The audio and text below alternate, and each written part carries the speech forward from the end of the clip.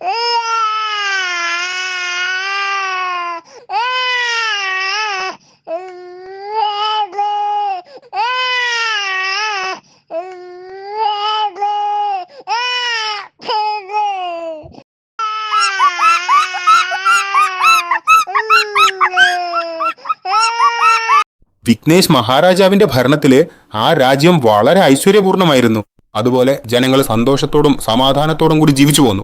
ഇതിനിടയില് കുറച്ചു നാളുകൾക്ക് ശേഷം ലക്ഷ്മി ദേവിക്കും വിഘ്നേഷ് മഹാരാജാവിനും ഒരാൺകുഞ്ഞ് ജനിച്ചു. തങ്ങൾക്കൊരു പിൻഗാമി ജനിച്ചതില് മഹാരാജാവും മഹാറാണിയും വളരെയധികം സന്തോഷിച്ചു.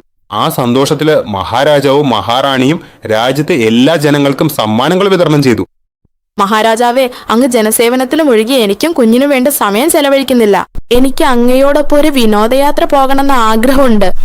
ശരി ദേവി, അങ്ങ് ഇത്ര സ്നേഹത്തോടെ ചോദിക്കുമ്പോൾ എനിക്ക് എങ്ങനെ വേണ്ടെന്ന് പറയാനാവും? നമുക്ക് യുവരാജാവിനെയും കൂട്ടി നാളെ തന്നെ വിനോദയാത്ര പോകാം. തയ്യാറായിരിക്കൂ.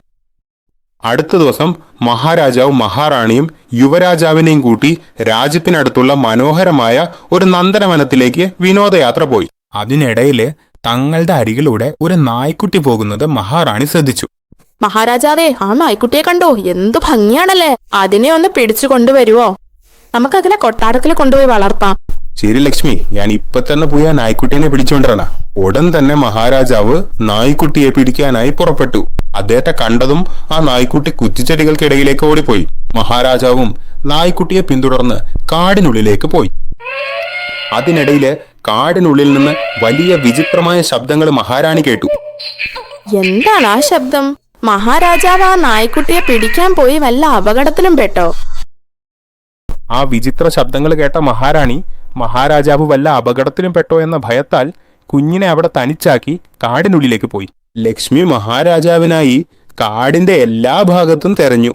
പക്ഷേ അദ്ദേഹത്തെ എവിടെയും കണ്ടില്ല. അതിനിടയില് ലക്ഷ്മിയോട് പ്രതികാരം ചെയ്യാൻ തക്കം പാർത്തിരുന്ന ആ മായാസർപ്പം കുഞ്ഞിന്റെ അടുത്തേക്ക് വന്നു. ആ മായസർപ്പത്തെ കണ്ട കുഞ്ഞ് ഉറക്കെ കരയാൻ തുടങ്ങി. ആ മായസർപ്പം തൊട്ടിലോടെ കുഞ്ഞിനെ എടുത്ത് കാടിനുള്ളിലേക്ക് കൊണ്ടുപോയി. അപ്പോഴേക്കും മഹാരാജാവും മഹാറാണിയും അവിടെ തിരിച്ചെത്തി. അവിടെ തങ്ങളുടെ മകനെ കാണാത്തതിനാൽ അവർ വളരെയധികം പരിഭ്രമിച്ചു.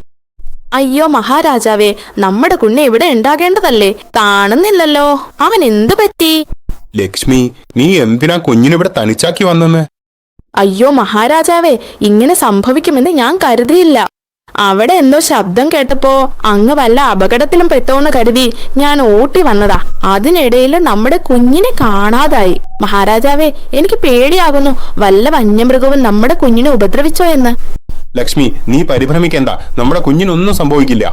ഞാൻ ഈ വശത്ത് തരയാം, നീ ആ വശത്ത് പോയി തരയൂ. മഹാരാജാവും മഹാറാണിയും തങ്ങളുടെ മകനെ തിരയാനായി കാടിന്റെ രണ്ടു വശങ്ങളിലേക്ക് പോയി. ആ മായസർപ്പം കുഞ്ഞിനെ കാടിനുള്ളിലേക്ക് കൊണ്ടുപോകുന്നത് മരത്തിന് മുകളിലിരുന്ന ഒരു കുരങ്ങൻ ശ്രദ്ധിച്ചു. അതിലുണ്ട കുരങ്ങ് അവിടെ ഉണ്ടായിരുന്ന ഒരു വടിയെടുത്ത് ആ പാമ്പിന്റെ പിന്നാലെ ഓട്ടി. അപ്പോ പാമ്പ് കുട്ടിയെ ഉപേക്ഷിച്ച് കുറ്റിക്കാട്ടിലേക്ക് ഓടിപ്പോയി. പാമ്പ് കുറ്റിക്കാട്ടിലേക്ക് പോയ ഉടനെ ആ കുരങ്ങ് കുട്ടിയെ കൈകളിലെടുത്തു. ഉടനെ ആ കുട്ടി കരച്ചിൽ നിർത്തി. അതിനുശേഷം കുരങ്ങ് കുട്ടിയെ കൊണ്ട് അവിടെ നിന്നും പോയി. മഹാരാജാവും മഹാറാണിയും മകന് വേണ്ടി കാട് മുഴുവൻ തിരഞ്ഞ ശേഷം വീണ്ടും ഒരിടത്തൊത്തുകൂടി. മഹാരാജാവേ, കുഞ്ഞിനെ എവിടെയെങ്കിലും കണ്ടോ? ഞാൻ കാട് മുഴുവൻ തെരഞ്ഞു ലക്ഷ്മി, പക്ഷേ നമ്മുടെ കുഞ്ഞിനെ എവിടെയും കണ്ടില്ല. അയ്യോ മഹാരാജാവേ, നമ്മുടെ കുഞ്ഞ് ഏത് ആപത്തിലാണോ എന്തോ. എനിക്ക് വലിയ പേടിയാകുന്നു. എന്താണ് ഇങ്ങനെ സംഭവിച്ചത്? ലക്ഷ്മി, നീ ഇങ്ങനെ വിഷമിക്കരുത്. എനിക്കിത് കണ്ടു നിൽക്കാൻ വയ്യ. നമ്മുടെ കുഞ്ഞിനൊന്നും സംഭവിക്കില്ല. അവൻ എവിടെയാണെങ്കിലും നമ്മുടെ സൈനികരെ കൊണ്ട് തെരയിച്ച് അവനെ നിന്റെ കൈകളിൽ എത്തിക്കും. ഞാൻ ധൈര്യമായിരിക്കും. മഹാരാജാവ് തന്റെ മകനെ കണ്ടെത്താനായി സൈനികരെ കൊണ്ട് കാട് മുഴുവൻ തെരയിപ്പിച്ചു. മഹാരാജാവേ, യുവരാജാവിനായി ഞങ്ങൾ കാട് മുഴുവൻ തെരഞ്ഞു. പക്ഷെ യുവരാജാവിനെ കുറിച്ച് ഒരു വിവരവും ലഭിച്ചില്ല. ദൈവമേ, മകൻ ജനിച്ചതിൽ സന്തോഷിക്കുമ്പോ നീ അവനെ എന്നിൽ നിന്ന് അകറ്റിയോ? ഞാൻ എന്ത് പാപമാണ് ചെയ്തത്? തന്റെ പ്രിയപ്പെട്ട മകനെ നഷ്ടപ്പെട്ട കടുത്ത സങ്കടത്താൽ ലക്ഷ്മി പൂർണ്ണമായും കിടപ്പിലായി. ലക്ഷ്മി ആ അവസ്ഥയിൽ കണ്ട് ആ മായാസർപ്പം വളരെയധികം സന്തോഷിച്ചു. മകനെ നഷ്ടപ്പെടുന്നതിന്റെ വേദന എന്താന്ന് നീ അറിയാനാണ് നിന്റെ മകനെ നിന്നിൽ നിന്ന് അകറ്റിയത് ലക്ഷ്മി. നീ ഇങ്ങനെ സങ്കടപ്പെടുന്നത് കാണുമ്പോ എനിക്ക് വലിയ സന്തോഷം തോന്നുന്നു. ആ കുരങ്ങ് ആ കൊച്ചുകുട്ടിയെ തന്റെ വീട്ടിലേക്ക് കൊണ്ടുപോയി. ആ ചെറിയ കുഞ്ഞിനു വേണ്ടി അത് പാലെത്തിച്ചു കൊടുത്തു. ഒരു അമ്മയെ പോലെ അത് അവനെ നോക്കി. കുട്ടിയും കുരങ്ങും കാട്ടില് സന്തോഷത്തോടെ കഴിഞ്ഞു പോന്നു. ഒരു ദിവസം കുരങ്ങ് പഴങ്ങൾ കൊണ്ടുപോകുന്നത് ഒരു കുറുക്കൻ ശ്രദ്ധിച്ചു. ഈ മാരുതി എല്ലാ ദിവസവും ആർക്കോ വേണ്ടിയാണ് പഴങ്ങൾ കൊണ്ടുപോകുന്നത്. ആർക്കു വേണ്ടിയാണ് പഴങ്ങൾ കൊണ്ടുപോകുന്നതെന്ന് എങ്ങനെങ്കിലും കണ്ടുപിടിക്കണം. ഇതാ കുഞ്ഞെ, നിനക്കായി ഞാൻ പഴങ്ങൾ കൊണ്ടുവന്നിട്ടുണ്ട്, ഇത് കഴിക്കൂ. എന്താ മാരുതി, നീ എന്നും പഴങ്ങളാണല്ലോ കൊണ്ടുവരുന്നത്. എനിക്ക് ആപ്പിളാണ് ഇഷ്ടമെന്ന് നിനക്കറിയാവല്ലോ. എനിക്ക് പഴങ്ങൾ വേണ്ട, ആപ്പിൾ മതി. നിനക്ക് നല്ല വിശപ്പുണ്ടെന്ന് പറഞ്ഞില്ലേ? ഇത്തവണ പഴം കഴിക്കൂ, നാളെ ഞാൻ ആപ്പിൾ തരാം. നീ എപ്പോഴും ഇങ്ങനെ പറയും, പക്ഷെ ആപ്പിൾ കൊണ്ടുവരില്ല. ഈ പഴങ്ങൾ കഴിച്ച് എനിക്ക് ഭക്ഷണം മടുത്തു. എനിക്കൊന്നും വേണ്ട. നിന്നോട് എങ്ങനെ പറയണമെന്ന് എനിക്ക് മനസ്സിലാവുന്നില്ല കുഞ്ഞ്. ഈ കാട്ടില് വലിയൊരു ആപ്പിൾ തോട്ടമുണ്ട്. പക്ഷെ ആപ്പിൾ തോട്ടത്തിൽ പോണെങ്കിൽ ബ്രഹ്മരാക്ഷസന്റെ ഗുഹ കടന്നു പോകണം. ആരെങ്കിലും ആ ഗുഹയുടെ അരികിലൂടെ പോയാല് ആ ബ്രഹ്മരാക്ഷസൻ ഉടനെ ഉറക്കത്തിന്ന് ഉണരും. അവൻ അവരെ കൊന്നു തിന്നും. അതുകൊണ്ടാണ് ആരും ആപ്പിൾ തോട്ടത്തിലേക്ക് പോവാത്തത്. നീയാണെങ്കിൽ ആപ്പിൾ വേണമെന്ന് പറഞ്ഞ് എന്നും എന്നെ ശല്യം ചെയ്യുന്നു. ഞാൻ എന്തുകൊണ്ടാ ആപ്പിൾ കൊണ്ടുവരാത്തതെന്ന് ഇപ്പെങ്കിലും മനസ്സിലായോ? എനിക്ക് അതൊന്നും അറിയില്ല. എനിക്ക് ആപ്പിൾ വേണം. എനിക്ക് നല്ല വിശപ്പുണ്ട്. നമുക്കൊരു കാര്യം ചെയ്യാം. നമുക്ക് രണ്ടുപേർക്കും കൂടി ആപ്പിൾ തോട്ടത്തിലേക്ക് പോവാം. ആ ബ്രഹ്മരാക്ഷസൻ നിന്നെ എന്തെങ്കിലും ചെയ്താൽ ഞാൻ നോക്കിക്കൊള്ളാം. കുഞ്ഞെ, നിന്നോട് പറയുമ്പോ ഇതൊരു തമാശയായി തോന്നുന്നു. ബ്രഹ്മരാക്ഷസനെ നിനക്കറിയില്ല. അവൻ എത്ര ഭയാനകനാണെന്നറിയാമോ? ദൂരെന്ന് ഒരിക്കൽ കണ്ട എനിക്ക് ഒരാഴ്ച പനിയായിരുന്നു. അത്ര ഭീകരനാണവൻ. കണ്ടപ്പോ തന്നെ ഇങ്ങനെയായെങ്കിൽ അവന്റെ കയ്യിൽ അകപ്പെട്ടാ തീർന്നു. മാരുതി, ഇത്ര പേടിയാണോ? കാട്ടിൽ കഴിയാൻ ധൈര്യം വേണം. ധൈര്യം എന്താന്ന് ഇന്ന് ഞാൻ കാണിച്ചു തരാം. എത്ര പറഞ്ഞിട്ടും ചിന്ന കേൾക്കാത്തതുകൊണ്ട് വേറെ വഴിയില്ലാതെ ചിന്നയും കൂട്ടി മാരുതി ആപ്പിൾ തോട്ടത്തിലേക്ക് പുറപ്പെടുന്നു. രണ്ടുപേരും കൂടി കാട്ടുപാതയിലൂടെ നടന്നു പോകുന്നു. അങ്ങനെ നടന്ന് അവർ കൃത്യം ബ്രഹ്മരാക്ഷസന്റെ ഗുഹയുടെ അടുത്തെത്തുന്നു.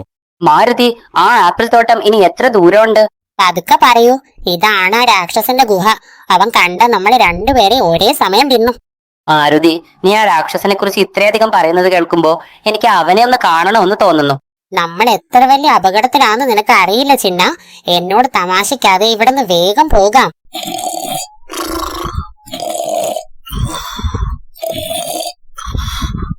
അങ്ങനെ ചിന്നയും മാരുതിയും കൂടി വീണ്ടും ആ ആപ്പിൾ തോട്ടത്തിലേക്ക് പതുക്കെ പുറപ്പെടുന്നു. അവരങ്ങനെ സന്തോഷത്തോടെ നടന്നു പോകുന്നു. ഒടുവിൽ ഒരുപാട് ദൂരം നടന്ന് മാരുതിയും ചിന്നയും കൂടി ആ വലിയ ആപ്പിൾ തോട്ടത്തിന് തൊട്ടടുത്തെത്തുന്നു. ആഹാ മാരുതി, ഇവിടെ എത്ര ആപ്പിളുകളാണുള്ളത്. നമുക്കൊരു കാര്യം ചെയ്യാം. ഇനി എന്തിനാ വൈകിക്കുന്നേ? എന്താണെന്ന് പറയൂ. മാരുതി, നമുക്കിവിടെ താമസിച്ചാലോ? നമ്മുടെ വീടും ഇവിടെ പണിത നന്നാവില്ലേ? നീ ഇങ്ങനെ സംസാരിച്ചുകൊണ്ടിരുന്ന ആ രാക്ഷസൻ വന്ന് നമ്മളെ രണ്ടുപേരെയും കൊല്ലും. വേഗം നമുക്ക് വേണ്ടത്ര ആപ്പിളുകൾ എടുത്ത് ഇവിടെ നിന്ന് പോകാം. വാ.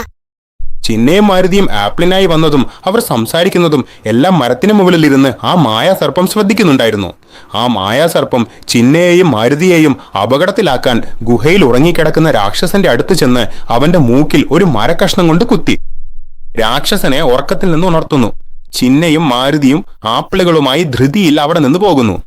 ഉറക്കമുണർന്ന ആ ബ്രഹ്മരാക്ഷസൻ ഗുഹയിൽ നിന്ന് പുറത്തു വരുന്നു.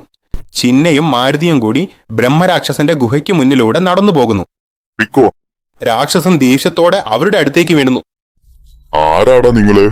എന്റെ ഗുഹയുടെ അടുത്ത് വരാൻ മാത്രം നിങ്ങൾക്ക് എന്ത് ധൈര്യാണ്?